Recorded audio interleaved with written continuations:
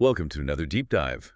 Today we're strapping in for a pretty fascinating exploration into the world of electric skateboards. Mm-hmm. We're focusing specifically on a board that, well, promises a truly unique experience. Right. Our source material today is from a transcript of the Skates Electricos podcast YouTube channel. Really interesting stuff. Okay. And our mission is basically to pull out the core insights about the Onsra Black Carve 3 direct drive. And this is the normal version, mind you, not even the Pro. Gotcha. The standard one. Exactly. And this isn't just going to be about reciting specs. Yeah. It's about understanding the feel, the philosophy behind it, and what really makes this board stand out. The actual experience. Yeah. So let's get into it. Let's unpack this machine. Yeah. Okay, so before we even dive into the board itself, I think it's worth taking a second to appreciate the brand, Onsra. Definitely. It's often described as a Swiss brand with this distinctive boutique industrial feel.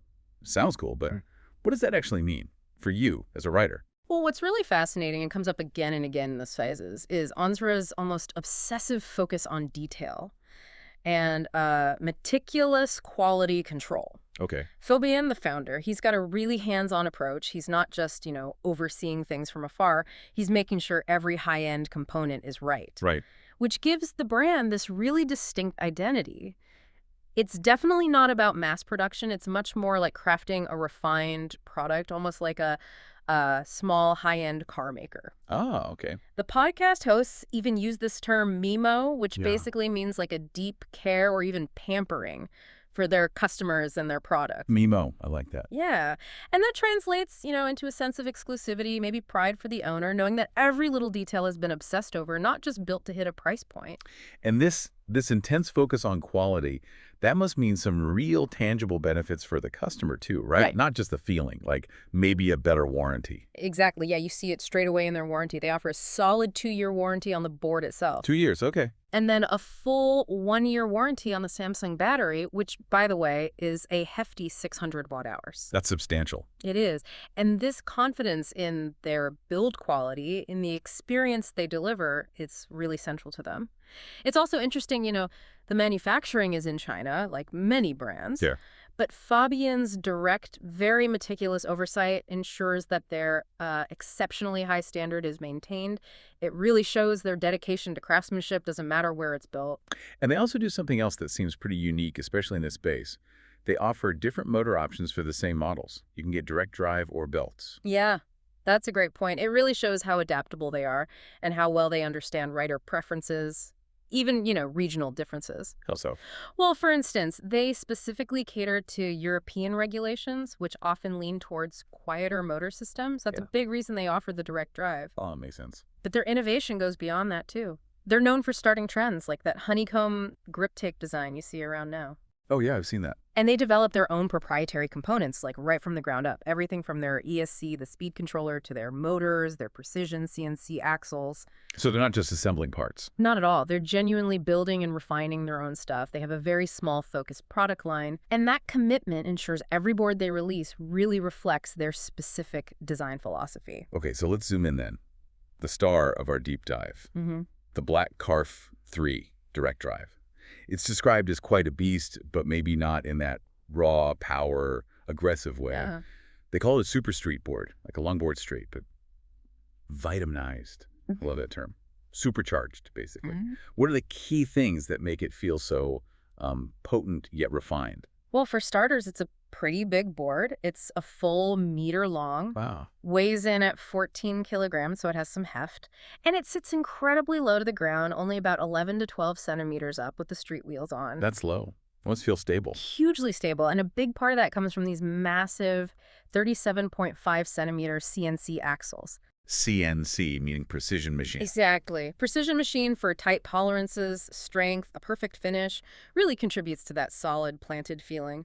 And then the deck itself is notably rigid. It's a W drop-down style. Okay, explain W drop-down. Yeah, so the center of the deck dips down, and it has this subtle W shape across the width. It really helps lock your feet in place, gives you more control, and lowers your center of gravity even more. Gotcha.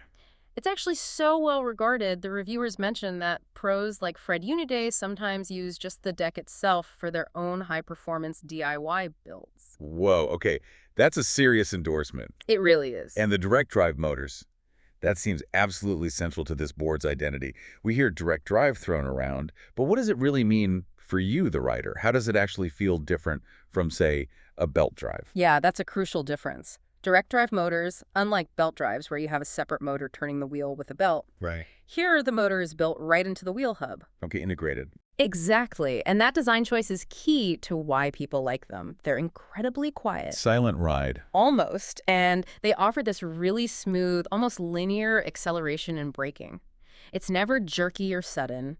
But importantly, that direct integration also adds significantly to the board's overall rigid feel. Ah, so it's not just the deck. No, it's the whole system. The motors being part of the axles subtly restricts how much the trucks can pivot.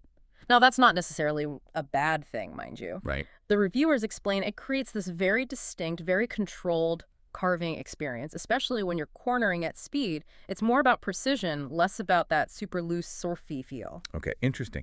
And speaking of that controlled feel, you mentioned the ESC, the electronic speed controller. Yeah. Maserati has their own called the Ion.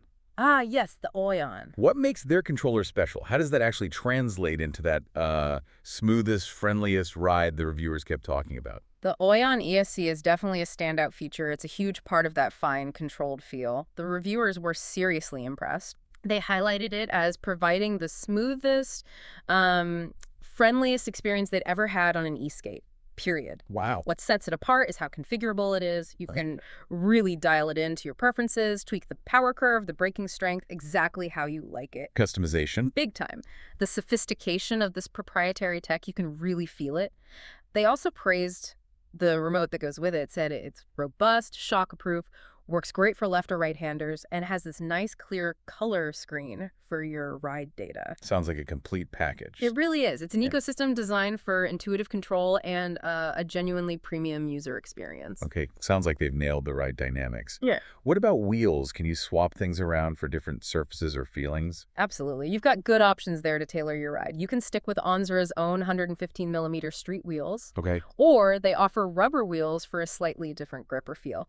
And the podcast hosts, they specifically mentioned that Mad Max wheels are a perfect marriage with this board, said it enhances the whole thing even more. Mad Max. Interesting. Yeah. Now, those street wheels, they're super comfortable on smooth pavement for sure, but the reviewers were honest. They're not great for cobblestones or really rough stuff. Right, limitations. But here's where that adaptability comes back in. If you went for the belt-driven version of the black Carve 3, Ah, the other option. exactly, then you could easily fit 150, 175, even 200mm pneumatic tires. Totally transforms it for mixed terrain. So it's really about choosing the setup for your kind of riding. Makes sense. So beyond the parts list, it's the ride itself that seems to capture people. They describe it as very fine, unique, especially on a circuit. What makes it so special in that environment? And who is this ride really for? Well, it's the combination, the synergy of everything. That silent direct drive, the incredibly rigid deck, and those huge, precise axles. It all comes together. How does it feel? It creates this sensation, they said, almost like driving a high-performance super street car, or maybe even like a Formula One car on a smooth track. And the way the motors affect the truck pivot means you actually don't have to lean quite as much to carve and turn sharply. It leads to this utterly unique feeling when you're cornering fast. Less lean for the same turn. Kind of, yeah. The reviewers were so struck by it, they kept repeating it was unique, unique, unique, truly unlike anything else they'd ridden.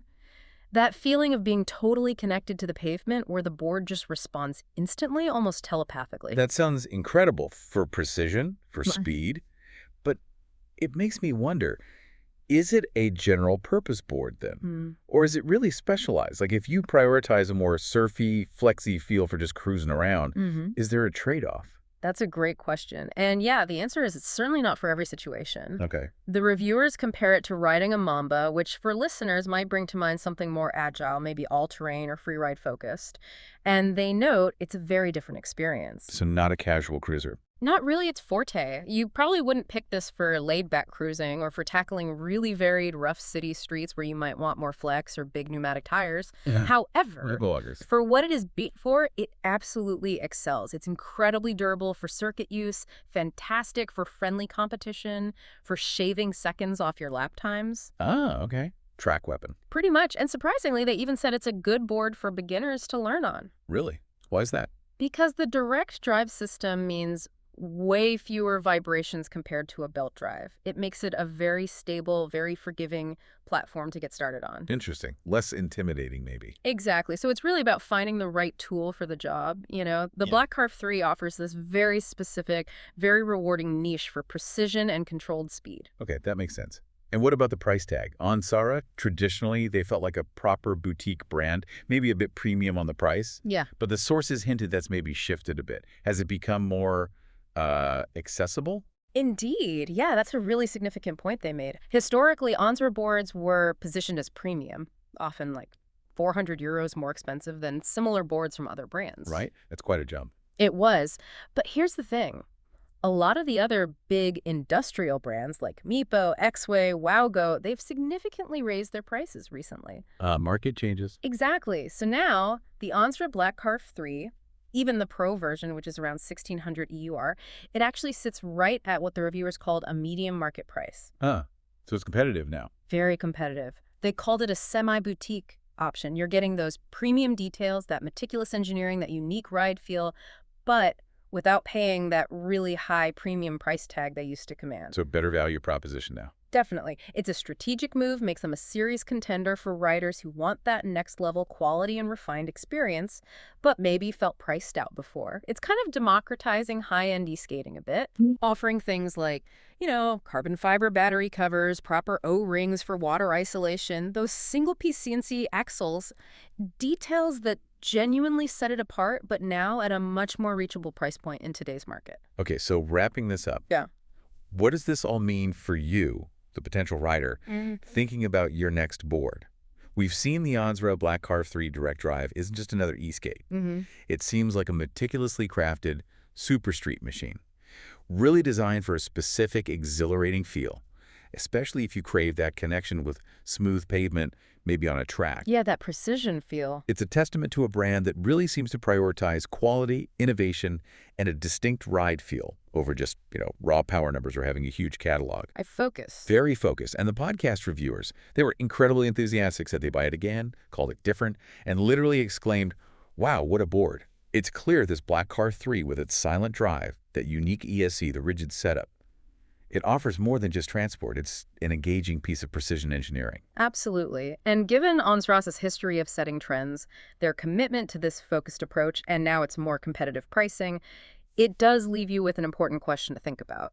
In a market that's just getting flooded with more and more options all the time, how much do you value a brand that prioritizes this depth of engineering, this singular, highly refined riding experience, over just constantly churning out new models across the board?